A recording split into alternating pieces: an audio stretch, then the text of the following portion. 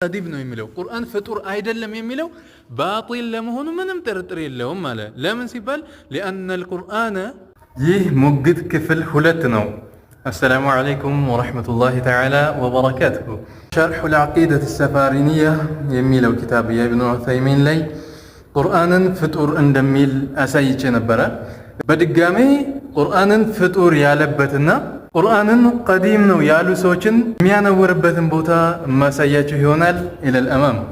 አሰላሙ አለይኩም ወራህመቱላሂ ተዓላ ወበረካቱሁ። ወዶቼ እንዴት ናችሁ? እንግዲህ ወሃቢዮች ቁርአንን ፍጡር ነው የሚሉበትን ንግግር እንደዚሁም ፍጡር አይደለም የሚሉትን ደግሞ እንደሚያነውሩ በኪታቦቻቸው እያየን እንገኛለን።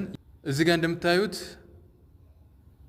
የኢብኑ ዑሰይሚን ኪታብ ነው። ኪታቡ ሸርሑ ማለት ነው። መትኑ ግን የአህለ ሱናዎች ነው። ያንን እያበላሸ ነው ሰውየው።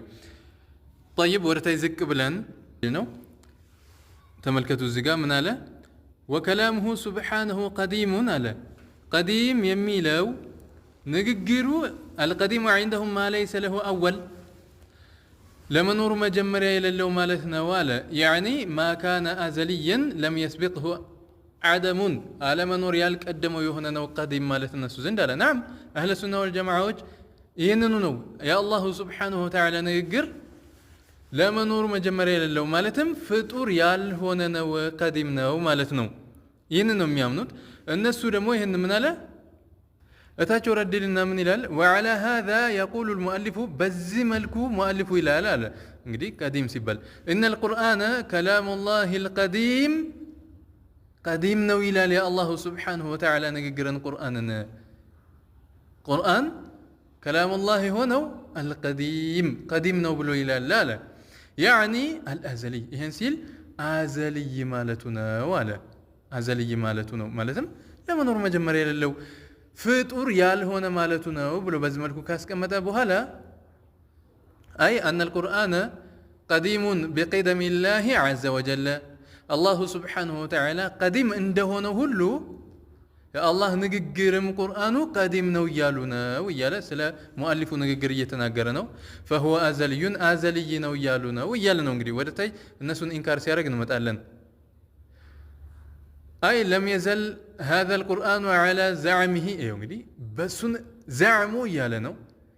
በሙአሊፉ ዛዕም ልብ በሉ ኪታባቸውን መጥቶ ሸርሕ እያደረገ ዐላ ዛዕሚሂ ይላል ሰው በራሱ አስተሳሰብ ቁርአን ምን አይደለም ቀዲም ነው እያሉ ነውና ብሎ ከገለጸ በኋላ ወላ ሸከ አለ። ወደ ራሱ ንግግር ሲገባ ወላ ሸከ የራሱ አቋም ነው። ይሄ እንግዲህ ምንም ጥርጥር የለውም አለ አነ ሃዛ ልቁርአን አነ ሃዛ ልቀውለ ይህ ንግግር አለ የአላሁ ስብሓነሁ ወተዓላ ንግግር ምን የሚለው ቀዲም ነው የሚለው አለ ባጢሉን ባጢል መሆኑ ምንም ጥርጥር የለውም አለ። ባጢል መሆኑ ምንም ጥርጥር የለውም።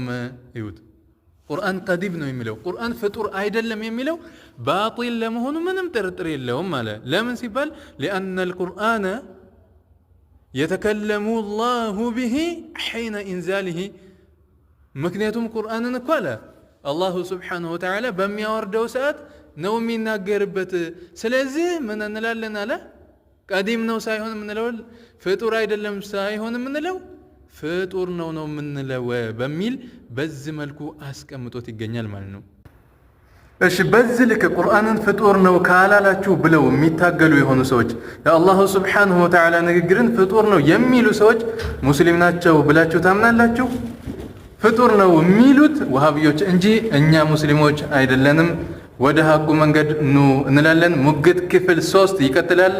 እንደዚሁም ዘሃቢ የሚባለውም ሰውዬ እነዚህን ሰዎች ይህንን በማለታቸው ካፊር መሆናቸው የገለጸበት የሆነ ቦታ አለ። በክፍል 3 ጠብቁን። ወሰላሙ አለይኩም ወረሕመቱላሂ ተዓላ ወበረካቱሁ።